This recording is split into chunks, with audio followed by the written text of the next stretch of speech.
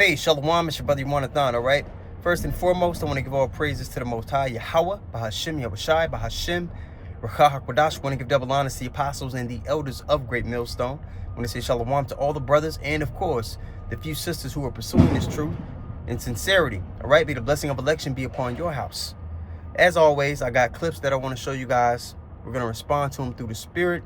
Abaratazah, the lesson is edifying. This first clip is from the former Vice President of Pfizer, okay? You know, they came out with in 2020, you know, the jump shot. Now, he's going to speak about the 2030 agenda that the World Economic Forum they propose and they're following through with. All right, so with no further ado, this is the first clip. I'm going to run it all the way through one time, and I'm going to restart it, and we're going to pause it as he goes and bring our precepts along the way. The beginning. So I've learned. When people tell you what they're going to do, don't ignore them.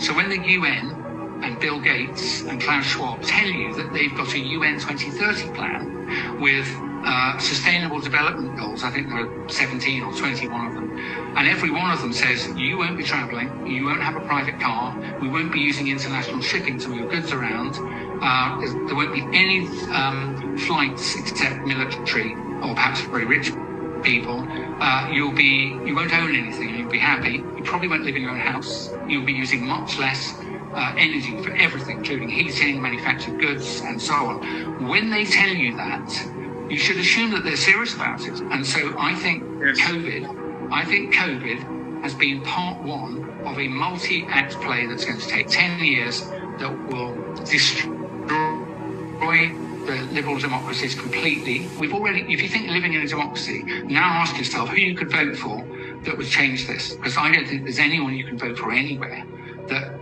is guaranteed. So I don't have an answer, but I'm telling you, I think we're sliding down through the gates of hell. I am speaking out. There's nothing in it for me. I've lost lots of money, all my friends. I'm away from my home and family. And I'm speaking out because as I close, I am absolutely sure what I've told you is substantially true. All right. So all the things the prophets warn you about, but we can bring together the big picture as to why these things are happening, how it's going to end, and how the Lord is going to bring in the kingdom of heaven.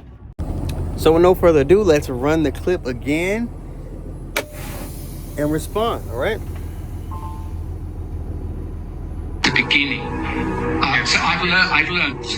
When people tell you what they're going to do, don't ignore them. So when the UN and Bill Gates and Klaus Schwab tell you that they've got a UN 2030 plan with sustainable development goals, I think there are...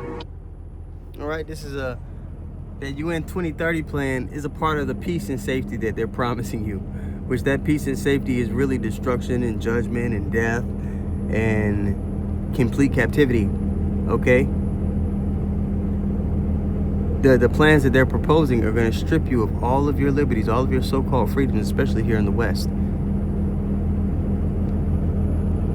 17 or 21 of them, and every one of them says you won't be traveling, you won't have a private car, we won't be using international shipping to move goods around, there won't be any...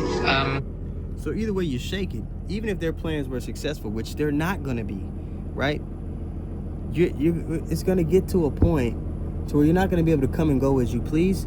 It's going to get to a point to where you're going to have to sit and really examine yourself, man. People are going to have to sit with themselves. You're not going to be able to distract yourself with social media, the internet, bullshit news, celebrities. You're not going to be able to distract yourself. You're going to sit with yourself, and you're going to have to, lock in with a higher relationship.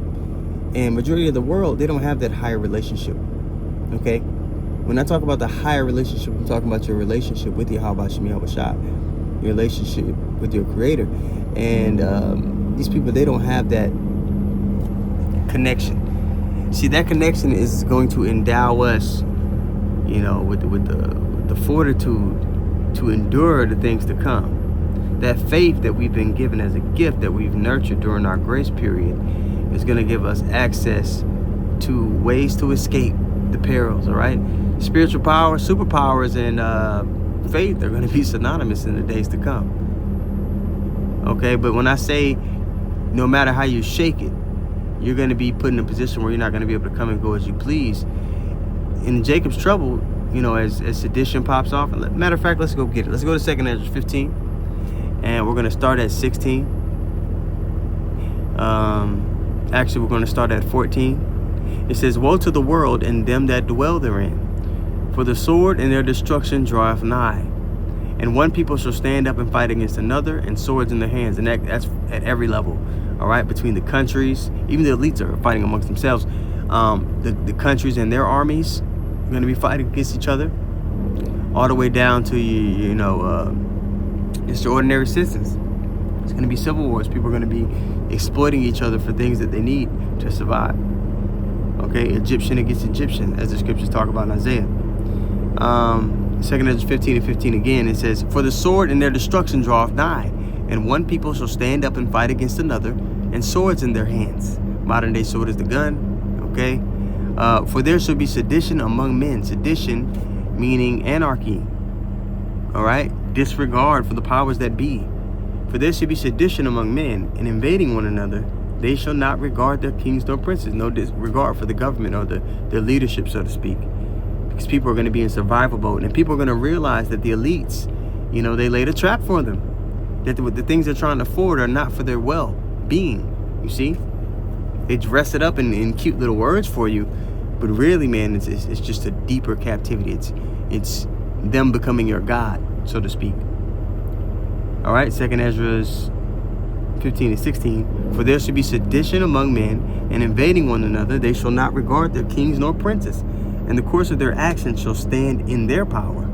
A man shall desire to go into a city, and shall not be able, because there's going to be checkpoints.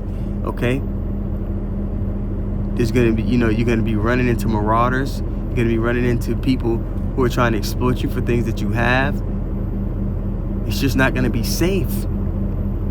The things coming upon the earth are going to have the men shaking up. So how much more so the women?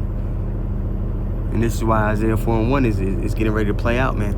And it's really going to play out as these things really become a reality in America. Because most Americans, they always got this hope in the back of their mind that things will always go back to normal. Because America hasn't really been touched. Okay, whenever you see about these things that are happening all across the world, it's always all across the world. It's never right there in your front yard. Okay, so that's about to be the case. And these first world people have never dealt with third world problems. They always had this safety net, right? And they're gonna try to have first world solutions to these third world problems, but there are no first world solutions for third world problems, man. In third world countries, man, when conflict pops off, the women know that I just got to depend on my husband. I got to depend on the men I belong to. Women know that it's people know, okay, I got to be able to make food from scratch. I got to be able to, there's ways to survive off the land. These people, they don't understand those things, man. There's going to be a lot of people that starve, and they're going to be next to things in the earth that's edible, but they ain't going to understand, so they're going to lose. Let's keep going. Flights, except military or perhaps very rich people, you won't own anything. You'll be happy. You probably won't live in your own house. You'll be using much less energy for everything, including heating, manufactured goods, and so on. When they tell you that, you should assume that they're serious about it. And so I think COVID has been part one of a multi-act play that's going to take 10 years that will destroy the liberal democracies completely. If you think you're living in a democracy, now ask yourself who you could vote for that would change this. Because I don't think there's anyone. Two wings on the same bird. There's nobody you can vote for to change the fact that they're pushing for Edomite supremacy, left or right. That's what they're pushing for. Again, I say it all the time. Everything this devil does is motivated by trying to make his blessing eternal, because it's temporary. Jacob and Esau were both giving blessings to dominate the world. The difference between the two is that Jacob's will be eternal. Once the kingdom of heaven stops, it'll never end. The sun will never set on the kingdom of Yasharallah. Okay? But Esau, he got the bootleg blessing. So he's trying to figure out a way to override the prophecies of Yahweh Shem Yahushua, which he won't be able to do. You can vote for anywhere that is guaranteed things. So I don't have an answer, But I'm telling you, I think we're sliding down through the gates of hell. I am speaking out. There's nothing in it for me. I've lost lots of money, all my friends. I'm away from my home and family. And I'm speaking out because, personally, as I close, I am absolutely sure what I've told you is substantially true. You know, when he stepped down from his job, you best believe they took everything from that man. So, you know, again, it's like, oh, dang, he took it. Yeah, you just got to be ready to lose everything. Because the only way you can really fight this fight is if you're willing to let go of all the things this devil has control over. The earth has been given into his hands, right? So there are many things that, you know, just in his dominion right now. That's why I always bring up the saying, if you want to control or manipulate a man, you give him what he wants or you take it away. And you can get him to do what you want. The thing about the elect is we want the kingdom of heaven. This devil can't give or take that away. And the things that we need to survive and sustain ourselves, like the food, water, drink, right? The Lord said he's going to provide those things for us. He's going to override the trap that this devil is setting for us. We believe that. And that's the only way you're going to be delivered is if you believe that. And if you walk in by faith. Okay? So at that point, this devil, he can't attack us through carnal, through low-level means like that. So he's going to get carnal with us, use his other blessing, which is the sword. All right? He's going to be like a madman sparing none. But then again, the Lord said he's going to lift up a standard against this man. He's going to lift up a way for us to escape. Whether it be to demolish him or to disappear or to be taken away. Or he's going to do things that far outdo the miracles that he performed in ancient Egypt. Talks about that in Jeremiah 15. So it's just all these things playing out. It's beautiful. You know, this devil's going to do what was written for him to do. He's not doing anything outside of what the Lord wrote for him to do. You know, it's just more reassurance that the Lord is in control always. Okay? Nothing can happen to us unless the Lord okays it. So the only person truly to fear is him. The fear of the Lord is the beginning of wisdom. So with that being said, I want to give all praises once more to Yahweh, Bahashim, Yahushai, Bahashim, Ruach HaKodesh. I want to give double honors to the apostles and the elders of Great Millstone who taught us this truth and rule well. I want to say shalom to all the brothers and, of course, the few Akwata who are pursuing this truth in sincerity. May the blessing of election be upon your house. Shalom.